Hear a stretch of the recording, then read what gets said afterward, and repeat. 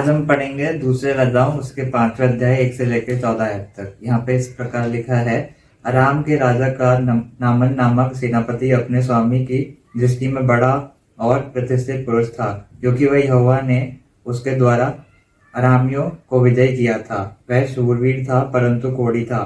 अरामी लोग दल बदलकर इजराइल के देश में जाकर वहां से एक छोटी लड़की बंदी बनाकर ले आए थे और वह नामन की पत्नी की सेवा करती थी। उसने अपनी स्वामिनी से कहा, यदि मेरा स्वामी शोमरोन के भविष्यवक्ता के पास होता तो क्या ही अच्छा होता, क्योंकि वह उसको कोढ़ से चंगा कर लेता। तो नामन ने अपने प्रभु के पास जाकर कह दिया, इजरायली लड़की इस प्रकार कहती है। अराम के राजा ने कहा, तू जा, मैं इजराइल के राजा के पास एक पुत्र भेजूंगा।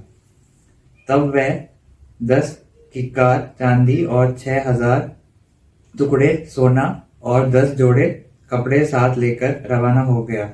और वह इजराइल के राजा के पास वह पत्र ले गया जिसमें यह लिखा था, जब यह पुत्र तुझे मिले तब जानना कि मैंने नामन नामक अपने एक कर्मचारी को तेरे पास इसलिए भेजा है कि तू उसका कोढ़ दूर कर दे। यह पत्र पढ़ने पर इजराइल के राजा ने अपने वस्त्र फाड़े और बोला, क्या मैं मरने वाला और जिलाने वाला परमेश्वर हूँ कि उस पुरुष ने मेरे पास किसी को इसलिए भेजा है कि मैं उसका कोढ़ दूर करूं। सोच विचार तो करो, वह मुझसे झगड़े का कारण ढूंढता होगा। यह सुनकर इजराइल के राजा ने अपने वस्त्र फाड़े और परमेश्वर के भक्त एलीशा ने राजा के पास कहला भेजा, तूने क्यों अपने वस्त्र फाड़े हैं? अब वह मेरे पास आए तब जान लेगा कि इजराइल में एक भविष्यवक्ता है। तब नामन घोड़े और रथों समेत एलीशा के द्वार पर आकर खड़ा हुआ। तब एलीशा ने एक दूत से उसके पास यह कहला भेजा, तू जाकर यरदन में 7 बार डुबकी मार, तब तेरा शरीर ज्यों का त्यों हो जाएगा और तू शुद्ध होगा। परंतु नामन क्रोधित हो यह कहता हुआ चला गया, मैंने तो सोचा था कि अवश्य वह मेरे पास बाहर जाएगा और खड़ा होकर अपने परमेश्वर यहोवा से प्रार्थना करके कोढ़ के स्थान पर अपना हाथ फैलाकर कोढ़ दूर कर देगा। क्या दमिश्क की अबाना और पर्पर नदियां इजराइल के साथ जलाशयों से उत्तम नहीं है?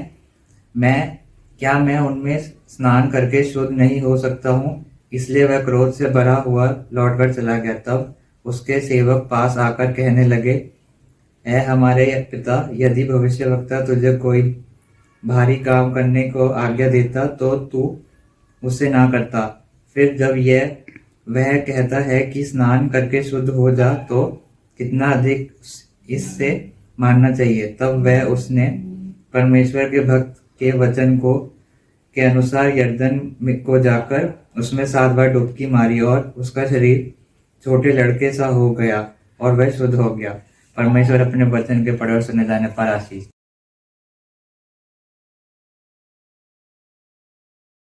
आज हम पढ़ेंगे प्रेरितों के काम उसका 5वां अध्याय उसकी 12 से लेकर 16 आयत तक।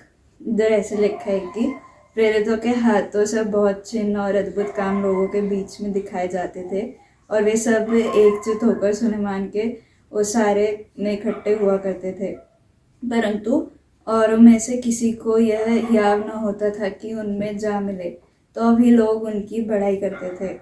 विश्वास करने वाले बहुत से पुरुष और स्त्रियां प्रभु की कलीसिया में बड़ी संख्या में मिलते रहे, यहाँ तक कि लोग बीमारों और सड़कों पर ला कर खाटों और खटोलों पर लिटा देते थे कि जब पतरस आए तो उसकी छाया ही उनमें से किसी पर पड़ जाए। यरूशलेम के आसपास के नगरों से भी बहुत लोग बीमारों और अशुद्ध आत्माओं के सताए हुओं को ला कर इकट्ठे होते थे और सब अच्छे कर दिए जाते थे। प्रभु ने वचन के पढ़े और सुने जाने पर आशीष दे। आमीन।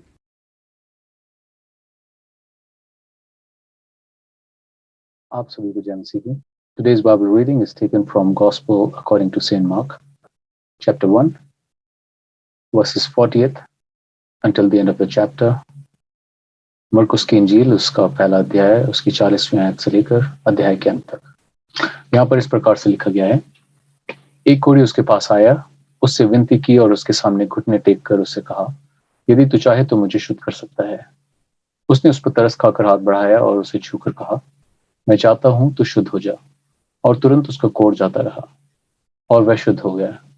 तब उसने उसे चिताकर तुरंत विदा किया और उसे कहा, देख, किसी से कुछ मत कहना, परंतु जाकर अपने आप को याजक को दिखा और अपने शुद्ध होने के विषय में जो कुछ मूसा ने ठहराया है उसे भेंट चढ़ा कि उन पर गवाही हो। परंतु वे बाहर जाकर इस बात का बहुत प्रचार करने और यहाँ तक फैलाने लगा कि यीशु फिर खुल्लम खुल्ला नगर में ना जा सका, परंतु बाहर जंगली स्थानों में रहा और चारों ओर से लोग उसके पास आते रहे। परमेश्वर अपने वचन के पढ़े और सुने जाने पर आशीष दे। आमीन।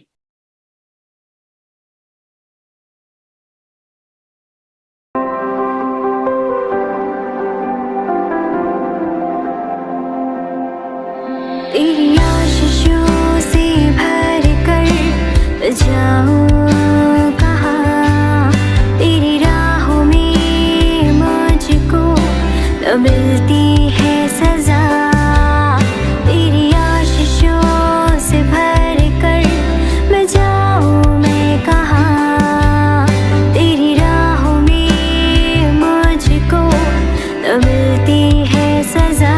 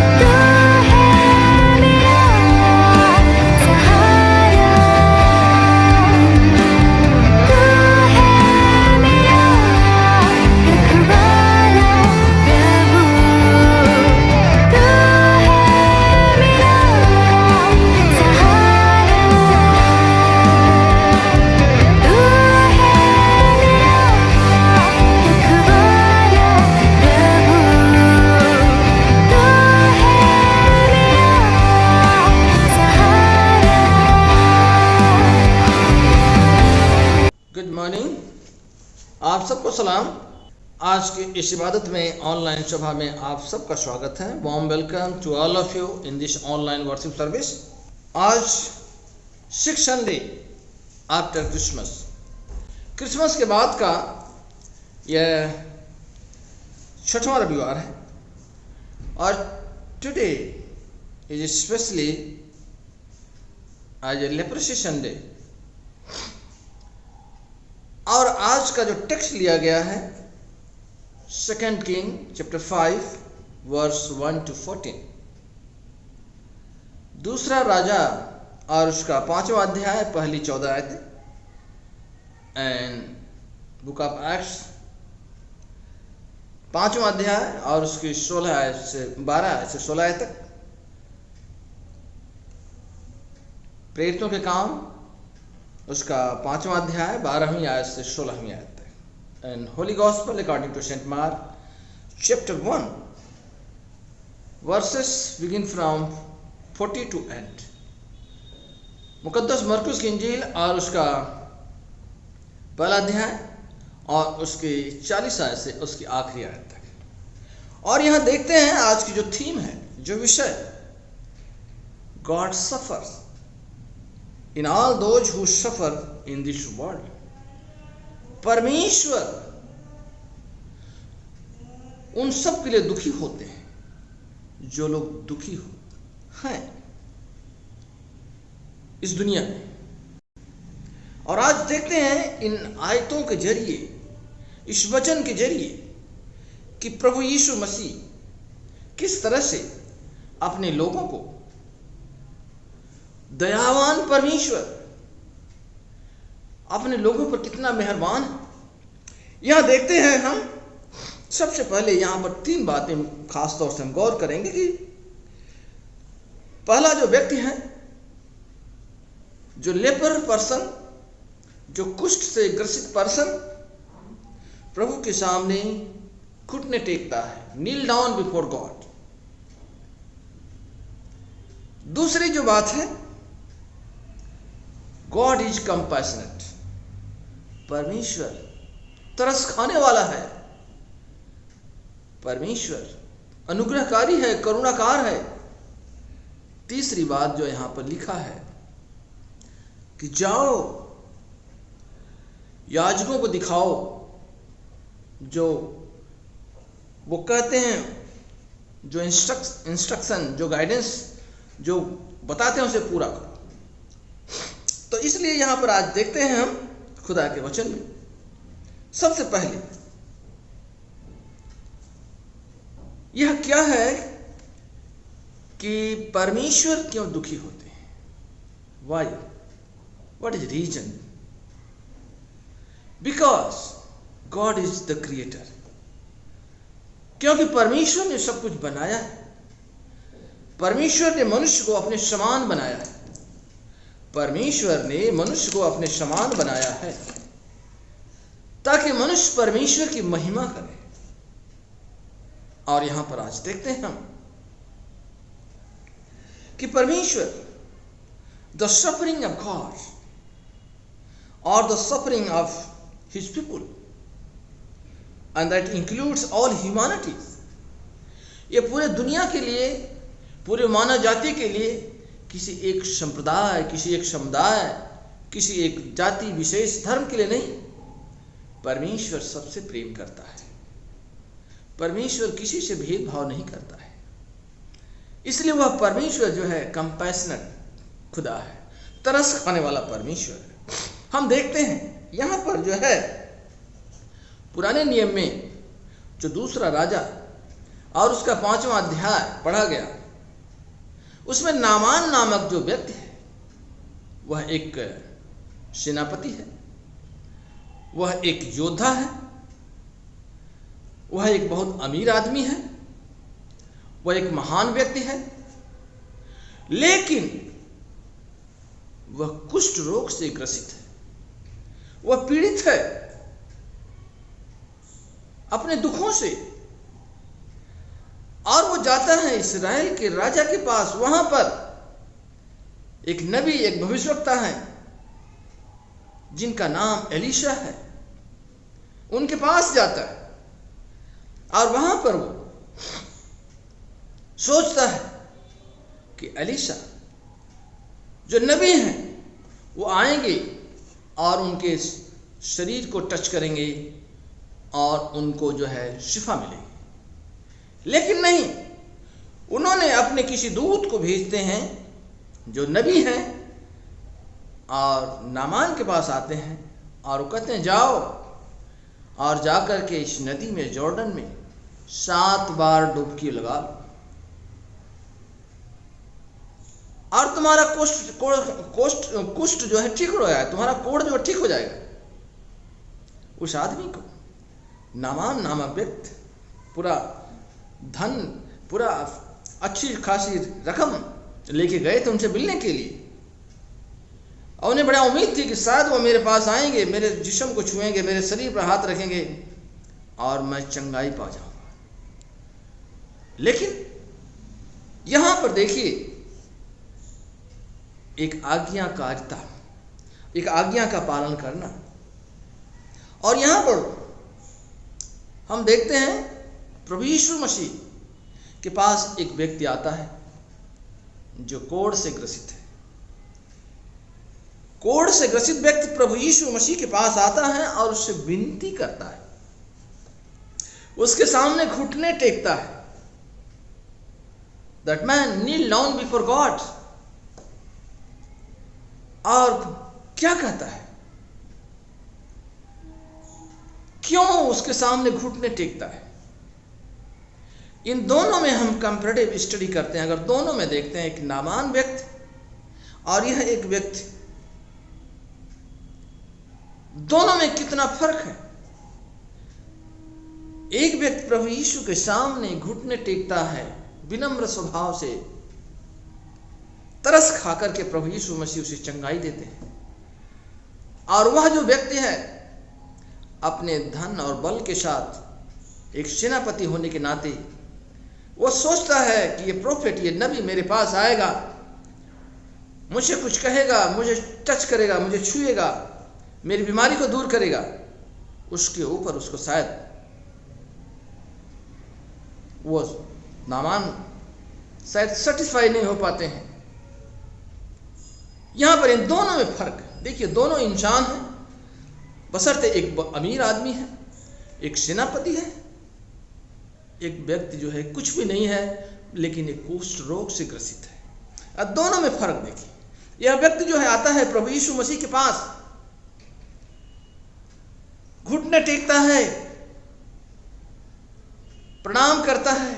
घुटने टेकना, शास्त्रांग प्रणाम, उसको दंडवत करना, उससे कुछ मांगना, और प्रभु से कहता है, उसे विश्वास है कि यदि तू चाहे तो मैं शुद्ध हो जाऊंगा। प्रभु यीशु मसीह से कहता है, हे प्रभु यदि आप चाहें तो मैं शुद्ध हो सकता हूं, यदि आप चाहें। नामान इस बात को नहीं कहता कि यदि आप चाहेंगे तो मैं ठीक हो सकता हूं। नामान के अंदर घमंड था, एक प्राउड था। लेकिन यह व्यक्ति प्रभु से गुजारिश करता है, प्रभु आप चाहें। और प्रभु यीशु मसीह क्या करते हैं, कंपैशनेट गॉड, जिसे दूसरी बात कंपैशनेट, तरस खाने वाला परमेश्वर। प्रभु यीशु मसीह उस पर तरस खाते हैं और प्रभु यीशु मसीह उसे कहते हैं कि मैं चाहता हूं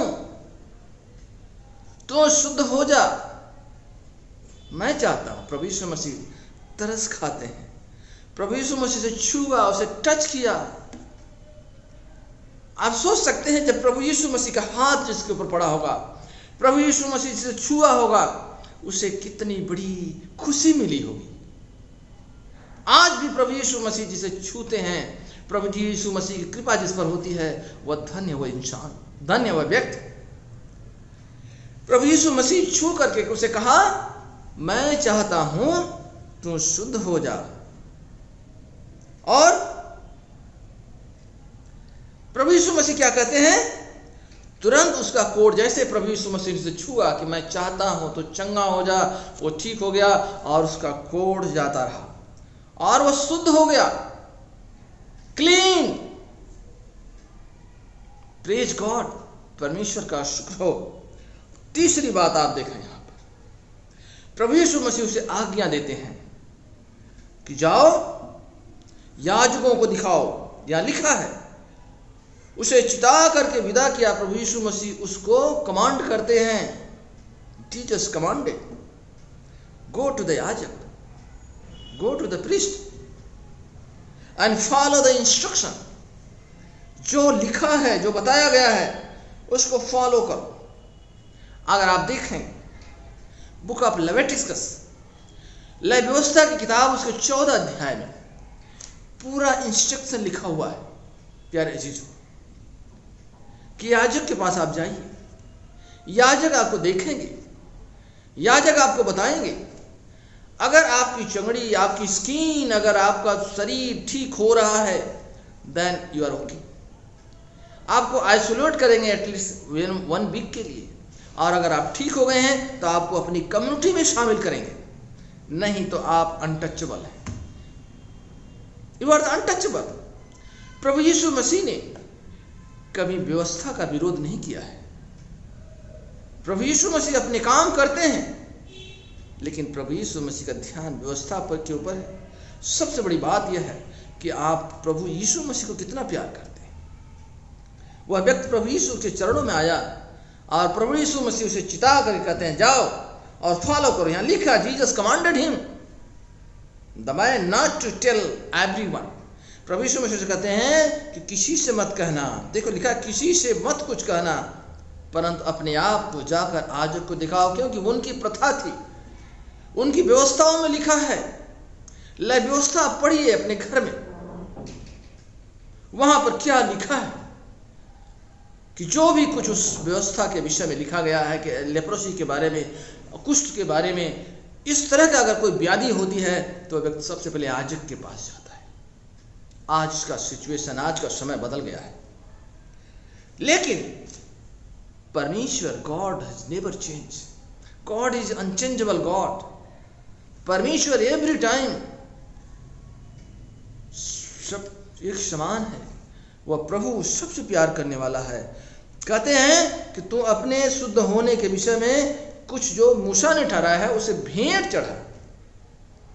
वहां पर कुछ पक्षियों को चढ़ाया जाता था चढ़ावा के रूप में। तो इसलिए प्रभु यीशु मसीह उनको भेजते हैं। परंतु उस आदमी ने क्या काम करता है? वह आदमी, वह मैन, जीसस ने कहा कि मत बताना, लेकिन वह जाकर के सबको बताने लगा कि प्रभु ने मेरे ऊपर कैसा व्यवहार किया है, प्रभु ने मुझ पर कैसी दया की है। यहां तक कि यीशु मसीह के ऊपर लोग खोजने लगे। क्यों यीशु मसीह को लोग खोजने लगे? यीशु मसीह से लोग क्यों नफरत करते थे? सबसे बड़ी बात यह थी कि यीशु मसीह सबसे ज्यादा ज्ञानी थे। यीशु मसीह सबसे ज्यादा ज्ञानी, और यीशु मसीह पाखंडों को विरोध करने वाले थे। यीशु मसीह नहीं चाहते थे कोई पाखंडी हो, कोई पाखंड में फंसे, कोई अंधविश्वास में फंसे। यीशु मसीह ये चाहते थे कि लोग सत्य को जाने, लोग एक दूसरे से प्रेम करें, और सबसे बड़ा उद्देश्य यही था। लेकिन लोग नहीं चाहते थे कि यह एक इंसान, एक आम आदमी की तरह रहना, एक बड़े के घर में पैदा होना और हमें ज्ञान बताता है। इसलिए लोगों को प्रभु यीशु मसीह का अपोज करते थे। प्रभु यीशु मसीह को सूली पर चढ़ा दिया यहां तक, लेकिन ज्ञान को कोई दबा नहीं सकता है। ज्ञान एक अजब का सागर है, गहरा सागर है, उससे गहरा कुछ हो नहीं सकता है। प्रभु यीशु मसीह खुद ही ज्ञान के सागर थे, खुद ही ज्ञान थे। उन्होंने कहा कि जो इसको खाएगा, इस वचन को खाएगा, कभी भूखा नहीं रहेगा, कभी प्यासा नहीं रहेगा। आखिरी बात अगर आप देखें, फाइनली आज समाज में यहां पर प्रभु के चेले बड़े अद्भुत कार्य दिखा रहे थे। लिखा है कि प्रेरितों के हाथों से, उस समय प्रेरितों के हाथों से बड़े अद्भुत कार्य होने लगे। प्रभु के शिष्यों के हाथों से जो लोग बीमार होते थे, जो लोग परेशान, जो तकलीफों में होते थे, उनके पास लोग खाटों पर लाते थे, उनको लोग उठा करके लाते थे और जिनमें दुष्ट आत्माएं होती थी, वो सब उन चेलों के पास, शिष्यों के पास, उनके रसूलों के पास आते थे और चंगाई पाते थे। मेरे अजीज, आज के कंटेक्स्ट में, वर्तमान दौर में कुष्ठ क्या है, इस पर हम थोड़ा सा ध्यान देंगे। वर्तमान युग में, आज के दौर में, टुडे कंटेक्स्ट, आज देखिए, as the same time we have lepers social practice. कुष्ठ का एक सामाजिक प्रैक्टिस हमारे समाज में बन गया है, हमारे देश में बन गया है। किस प्रकार का कुष्ठ? कुष्ठ जो है एक तरह का छुआछूत, leprosy, just like as untouchability. इस देश में आज के वर्तमान में लेपर्स लाइक अनटचेबल, अछूत है, उन्हें नहीं छुएंगे। दूसरी बात, लेपर्स, कुष्ठ जो है धार्मिक इंस्टीट्यूशंस के अंदर, धार्मिक कट्टरपंथी है जो, वह भी एक तरह का समाज में, रिलीजियस प्लेसेस में कट्टरपंथी धर्म की, जिसे हम कहते हैं फैंटेसिज्म, फेनाटिसिज्म। दूसरी बात, लेप्रोसी, आप एक लेप्रोसी का एक तरह का रंग भेद, एक जो है समाज में भाई भतीजावाद, जिसे नेपोटिज्म कहते हैं,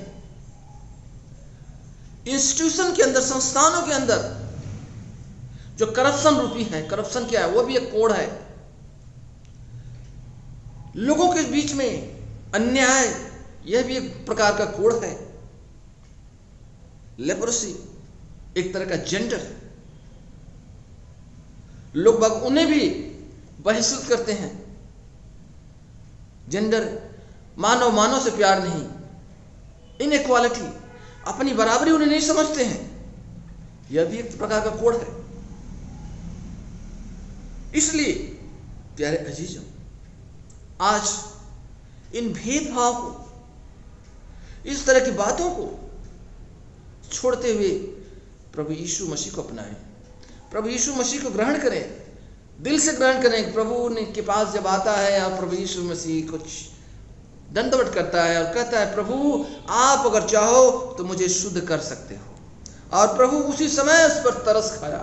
God is the compassionate God. तरस खा करके उसे छुआ, और जैसे ही प्रभु छूते हैं तुरंत वह व्यक्ति शुद्ध हो जाता है। क्या आज सोचिए, आज हमारे बीच में वो दया है, वो कंपैशन, वो तरस हमारे पास है? क्या हम एक दूसरे से प्यार करते हैं? अगर आप एक दूसरे से प्यार से किसी दुखी से अगर बात कर लेते हैं तो उसके दुख थोड़ा सा कम हो जाता है। अगर हम किसी को काम आ जाते हैं, किसी की सेवा में अपना परोपकार कर देते हैं, तो एक बहुत बड़ी खुशी मिल जाती है। खुशी को बांटें, खुशी को बांटें। आज जब हम खुशी बांटेंगे तो खुशी हमारे पास आएगी। अगर हम किसी को दुख बांटेंगे तो दुख ही मिलेगा। इसलिए try to follow the path of Christ, follow the path of God, follow the path of truth, path of justice. अगर जस्टिस है, न्याय है, तो शांति भी होगी। बिना जस्टिस का, बिना इंसाफ का शांति कभी नहीं मिलती है। इसलिए प्यारे जीजो, यीशु मसीह के पास आए और सच्चाई के साथ इन रंग भेद को, जो कुष्ठ रूपी रंग भेद है, कुष्ठ रूपी जो हमारी कट्टरपंथी है, कुष्ठ रूपी जो भाई भतीजावाद है समाज में, इंस्टीट्यूशन उसके अंदर जो करप्शन है, जो अन्याय है, जो बराबरी नहीं है, प्रभु ने मानव को बनाया है। एक दूसरे से प्यार करो, एक दूसरे के दुख को दूर करो। मदर टेरेसा एक बार एक लेप्रोसी के पेशेंट को धो रही थी, सफाई कर रही थी। उन्होंने कहा कि मैं अगर किसी लेपर की सफाई करती हूँ तब मुझे अपने यीशु मसीह के जख्मों को मैं धोलती हूँ। एक बार किसी ने उनको कुछ पैसे दिया और कहा, मदर मैं कुछ पैसे आपको देना चाहता हूँ। उन्होंने कहा कि I don't want your money, I want you to come here and share your time, give your time, अपना समय दीजिए हमारे इन लोगों के बीच में। वो आदमी बड़ा निराश हुआ, बड़ा दुखी हुआ कि हाउ कैन, ये मेरे बस का नहीं है, इनके हाथों से इनके पैरों से मवाद निकल रही है। इसलिए कंपैशनेट होना जरूरी है, किसी को खुशी बांटना जरूरी है।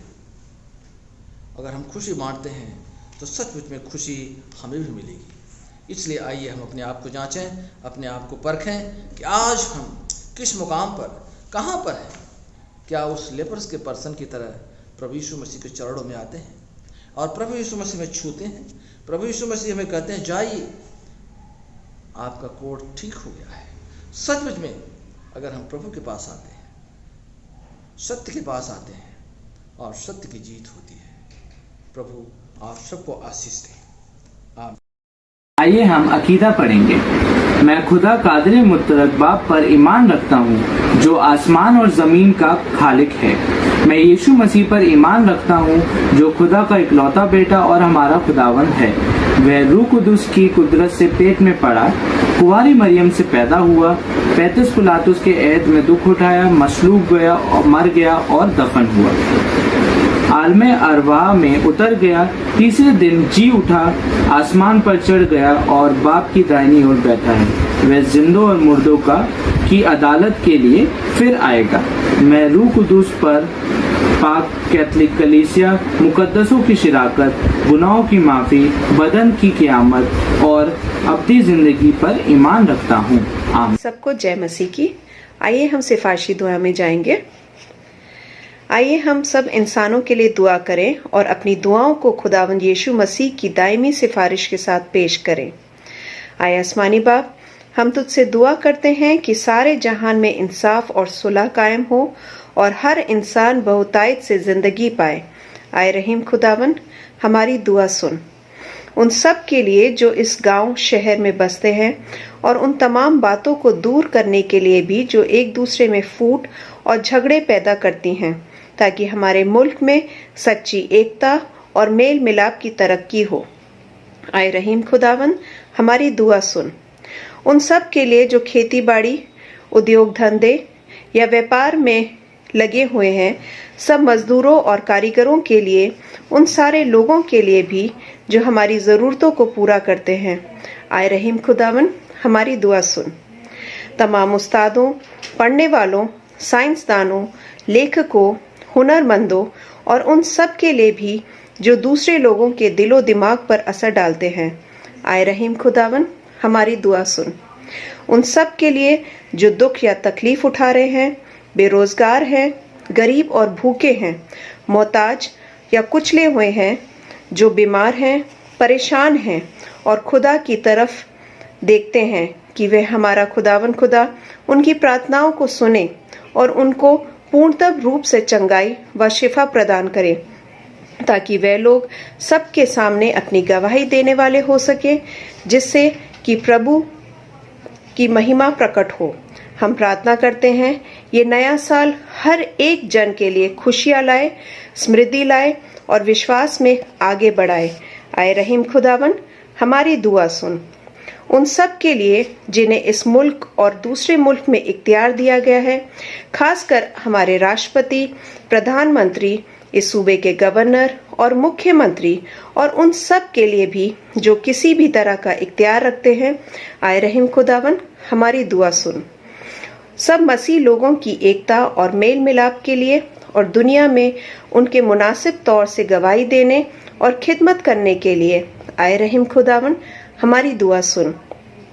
इस मुल्क में तेरी तमाम कलीसियाओं के लिए, उसकी कौंसिलों और रहनुमाओं के लिए, खासकर हमारे मॉडरेटर, दक्षिण भारत की कलीसिया के मॉडरेटर और मार्थोमा कलीसिया के मेट्रोपॉलिटन, हमारे बिशप और तेरी कलीसिया के तमाम दीगर खादिमों के लिए कि वे अपनी खिदमत को वफादारी से बजा लाएं। आए रहीम खुदावन, हमारी दुआ सुन। ये बख्श कि हम तेरे उन तमाम लोगों के साथ जिन्होंने वफादारी से इस दुनिया में तेरी खिदमत की है, हम भी तेरी बादशाही को अब्दी खुशी में शरीक हों। आए रहीम खुदावन, हमारी दुआ सुन। आए आसमानी बाप, अपनी बादशाही जल्द ला और हमारी इन दुआओं को कबूल फरमा जो हम तेरे बेटे अपने खुदावन और मुंजी यीशु मसीह के नाम के वसीले से पेश करते हैं। आमीन। आइए हम प्रभु की प्रार्थना करेंगे। As our Savior Christ has taught us, so we pray. Our Father in heaven, hallowed be your name, your kingdom come, your will be done on earth as in heaven. Give us today our daily bread, forgive us our sins, as we forgive those who sin against us. Do not bring us to a time of trial, but deliver us from evil. For the kingdom, the power, and the glory are yours, now and forever. Amen. The peace of God which passes all understanding, keep your hearts and mind in the knowledge and love of God and of His Son Jesus Christ our Lord. And the blessing of the God Almighty, the Father and the Son and the Holy Spirit be among you and remain with you always. Amen.